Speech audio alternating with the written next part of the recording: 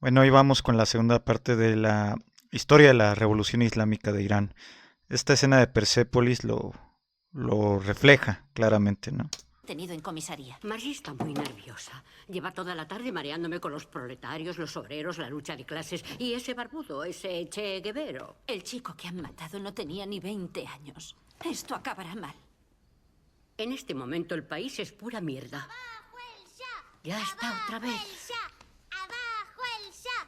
¡Abajo el Margie, Shah! a la cama enseguida. ¡Abajo el Shah! ¡Abajo el Shah! ¡Abajo el Shah! Comprendo vuestra revuelta. Es el Shah Mohammed Reza. Tenemos que estar unidos y todos juntos avanzar hacia la democracia. Construiremos el futuro paso a paso.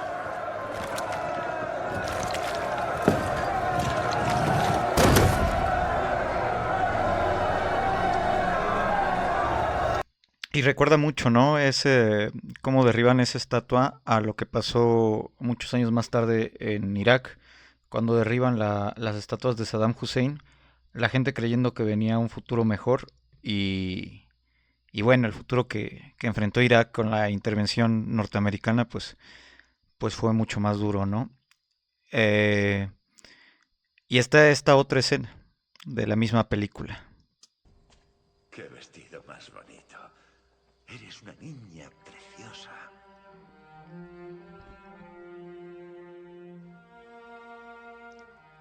¿Sabes que es un honor que vengas a verme? Eres la hija que siempre soñé tener. Pero ya verás, un día el proletariado reinará. Toma. Te he hecho otro cisne con miga de pan. Es el tío del primero.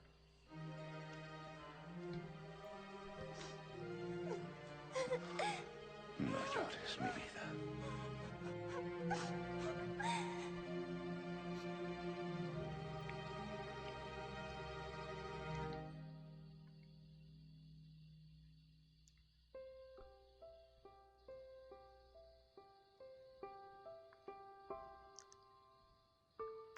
Esta escena refleja ¿Qué te pasa, perfectamente hija mía? No estés triste. lo que pasó en la revolución. ¡Cállate! Le han matado y tú no has hecho nada. No puedo hacerlo. Son cosas de ¡Cállate! los... ¡No quiero verte más! ¡Vete! ¡Vete! ¡Vete!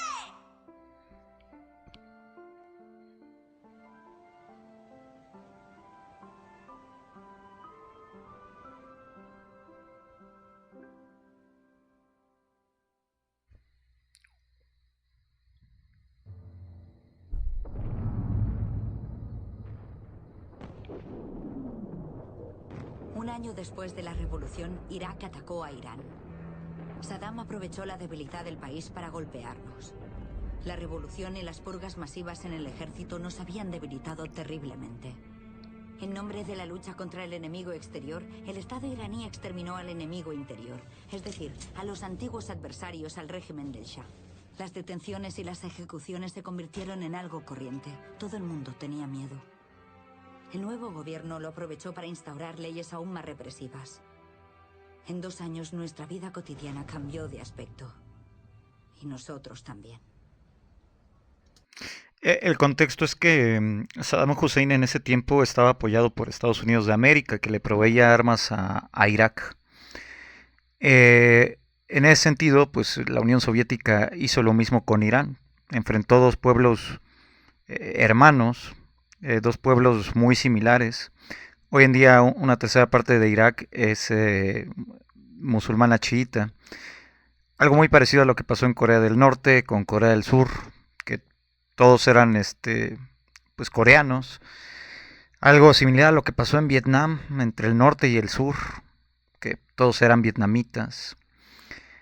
Innumerables historias de este tipo se pueden enunciar en el contexto de la Guerra Fría. Y eso es algo muy similar a lo que pasó en Irán, que tuvo una guerra de 10 años contra su vecino Irak, por cuestiones que nunca acabaron de entender ninguno de los dos países, ¿no?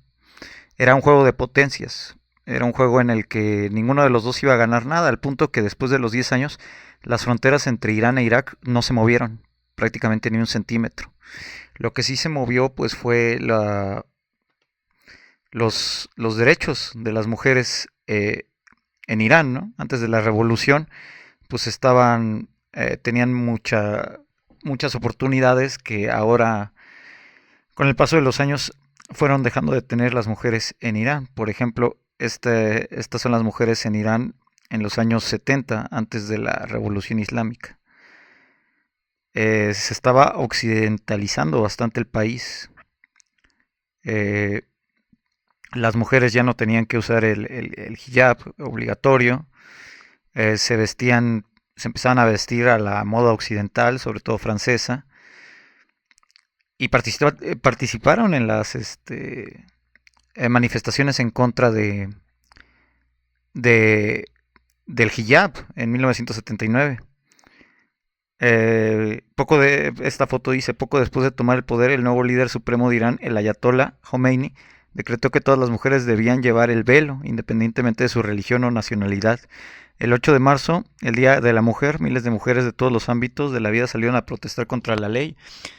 Esto muy pronto después de la huida del Shah, ¿no? El mismo año de la huida del Shah. ¿Quién era el ayatollah? Los Simpsons lo ejemplifican bien. ¿Puedo donar esta camiseta del ayatollah? Khomeini murió hace muchos años. Pero March, sirve para cualquier ayatollah. Ayatollah Nashbuddha, ayatollah Zahedi. En este momento el ayatollah Rasmara y su equipo están consolidando su poder. No me importa quién consolide su poder.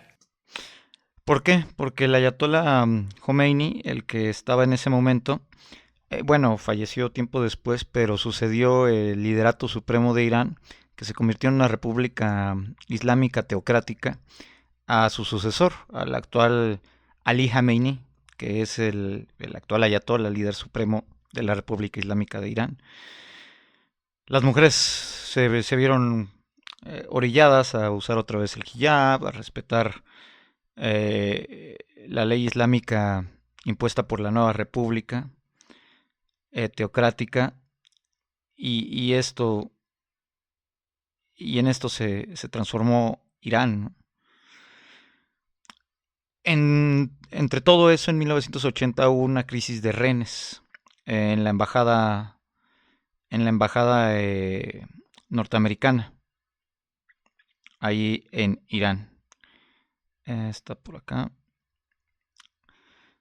Bueno, esto fue en el gobierno de Jimmy Carter, que terminó su mandato en 1981. Muy pronto la revolución, los revolucionarios estudiantes de ahí de Teherán tomaron la embajada de Estados Unidos por más de un año y secuestraron a 66 trabajadores de la embajada norteamericana. Jimmy Carter no pudo solucionar la crisis y de hecho fue una de las causantes que debilitó su imagen pública y que llevó directamente a la presidencia a Ronald Reagan. Esta crisis hizo ver muy débil a Jimmy Carter, demócrata, y regresó a los republicanos a la presidencia en Estados Unidos.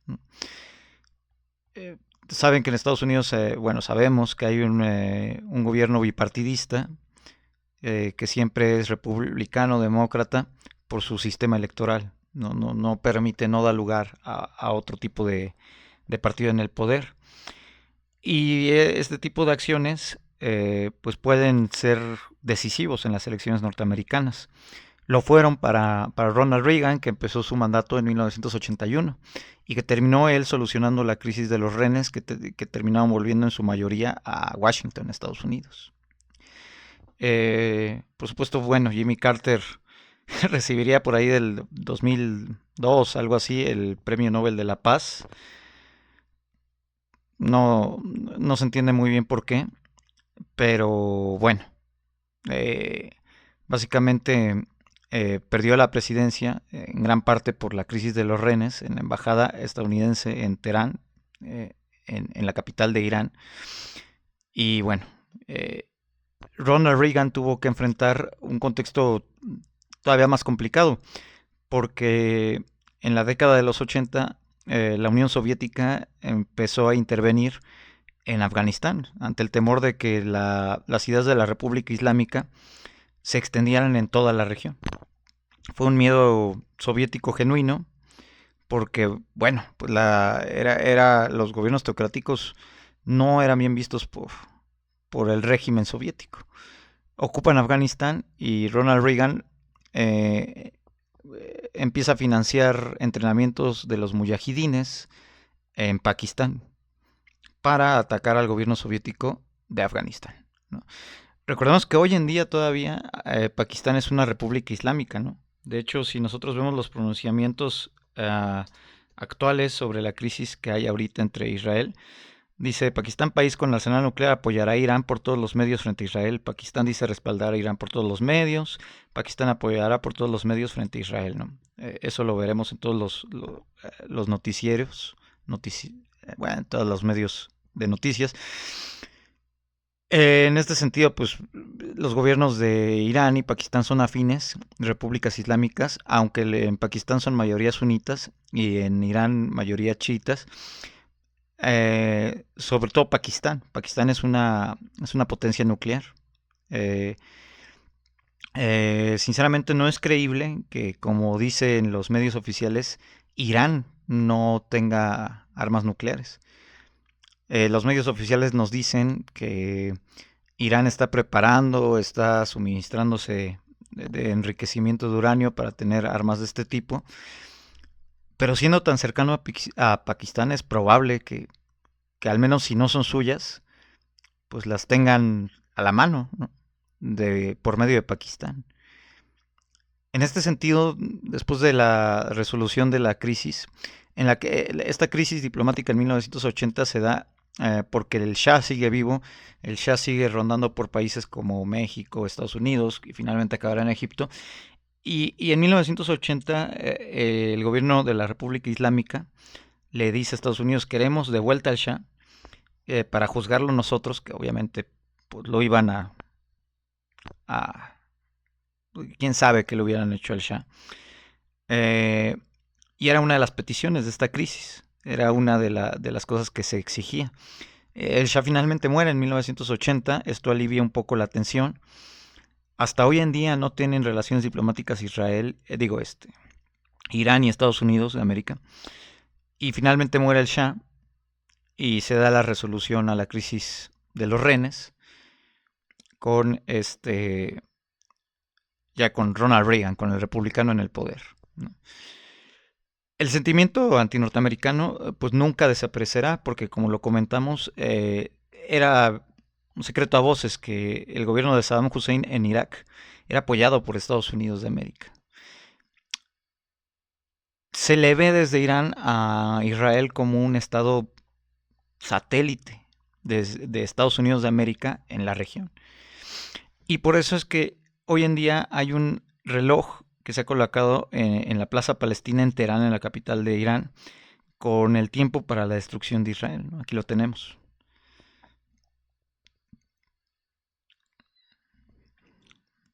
Jomeini abanderaba un odio contra Estados Unidos que hoy vemos todos los años.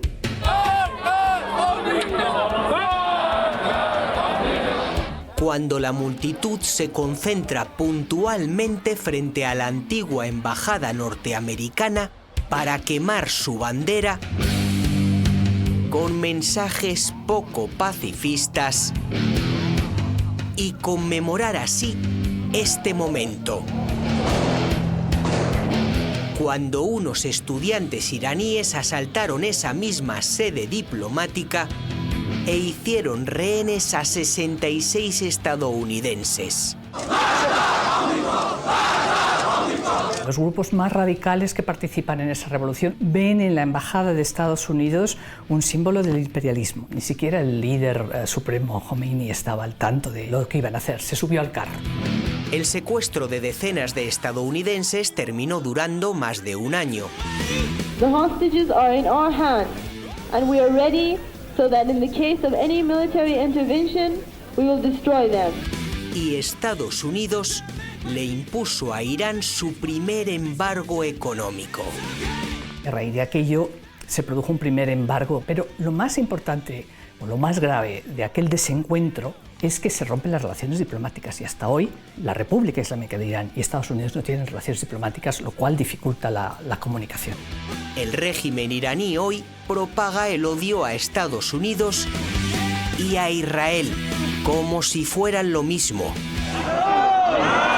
Porque en este sentido, pues para los iraníes, en la retórica de la República Islámica y de sus líderes, Estados Unidos e Israel son lo mismo, e Israel es una extensión de Estados Unidos en la región.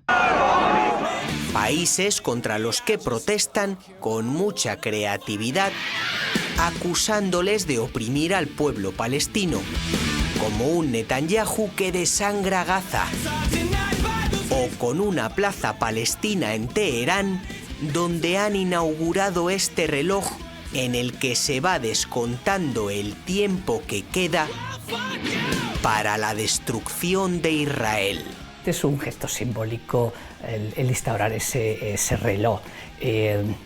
La retórica anti-israelí es uno de esos pilares en los que se funda el nuevo régimen en el 79. El otro pilar es el antiimperialismo, que viene a ser realmente anti-americanismo, anti-Estados Unidos. De hecho, la retórica del régimen iraní habla del gran Satán, Estados Unidos, y el pequeño Satán, Israel.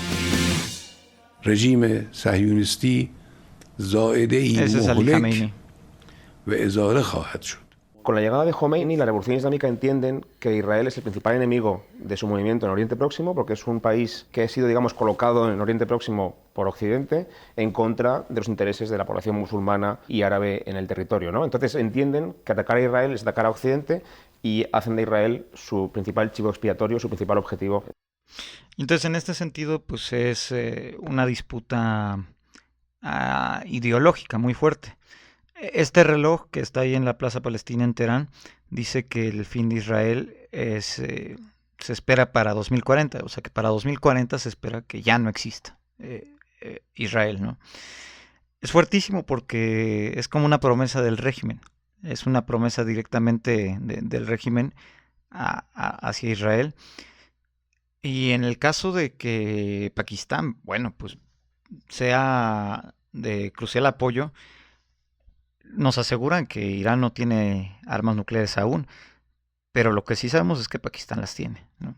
Y vemos ahorita noticias como esta, ¿no? Entonces, pues sí, está complicado el asunto. Además, lo hemos platicado en otros videos, está confrontado Irán con Arabia Saudí, porque Arabia Saudí abandera la mayoría musulmana del mundo islámico, que son los suní, y Irán abandera esta minoría como alrededor del entre el 10 y el 15% de musulmanes, que son el Islam chií.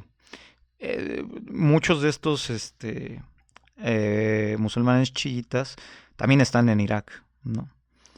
Y han tomado bastante fuerza tras la salida de la mayoría de tropas de Irak, tropas norteamericanas de Irak. Entonces es un tablero de ajedrez geopolítico muy complicado, porque tenemos un montón de tensiones ahí, ¿no? Arabia Saudí siempre va a ser fiel a Estados Unidos y a Inglaterra, bueno, a Reino Unido, porque también lo hemos explicado en otros videos, le deben su existencia en 1932, su fundación, directamente a Reino Unido, que le entrega los lugares sagrados del Islam, Meca y Medina, a la familia Saud, ¿no? Tras la expulsión del último jerife de la Meca, que era de la familia Hashemí, actual gobernante de Jordania, y que en su momento gobernó Irak, también la familia Hashemí Hashim. Esta familia pues eran descendientes directos del linaje del profeta Mohammed. Entonces,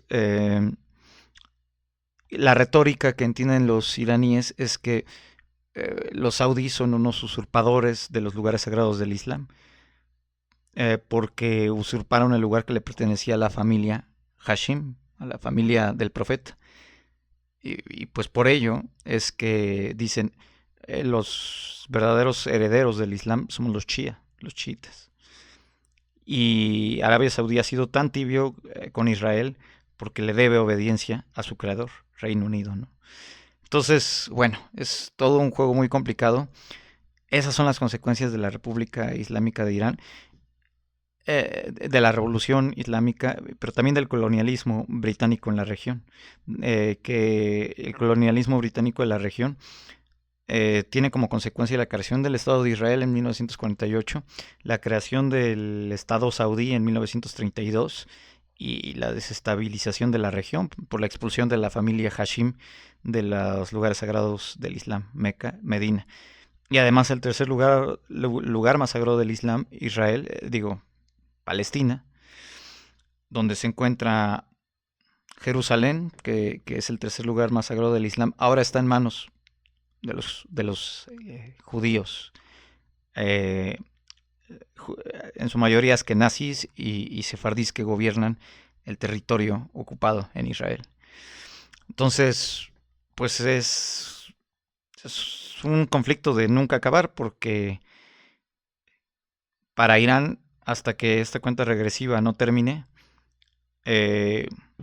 hasta que no se expulse al colonialismo británico anglosajón de la región, eso no se completará la revolución que empezó en 1979, hasta expulsar a aquellos que le proveyeron armas a Irak en 1980 y aquellos que se involucraron en una región ajena a ellos. Entonces vamos a terminar otra vez con este video de Joe Biden, recordándonos el por qué existe Israel, ¿no? Recordándonos un poco por qué existe Israel, porque es importante para la región, para Occidente, para el mundo anglosajón, para el Reino Unido, para Estados Unidos en especial. La existencia de Israel es vital, ¿no? Entonces vamos a recordar. If we look at the Middle East, I think it's about time we stop, those of us who support, as most of us do, Israel in this body, for apologizing for our support for Israel. There's no apology to be made. None. It is the best $3 billion investment we make. Were there not an Israel, the United States of America would have to invent an Israel to protect her interest in the region. Es decir, si en un caso hipotético Irán o algún otro régimen acabara con Israel, ellos se van a encargar de volverlo a poner, de volver a poner un Israel en la región. Así tenga un nombre distinto, pero será Israel, porque es la mejor inversión que han hecho, según Joe Biden lo dijo en 1986, ¿no? Entonces, bueno, hasta aquí lo dejamos. Vamos a ver qué pasa en estos días. Claro, después de la respuesta de Irán a Israel, ¿no? De la que hablamos ayer. Síganos para más contenido y suscríbanse en el canal. Hasta pronto.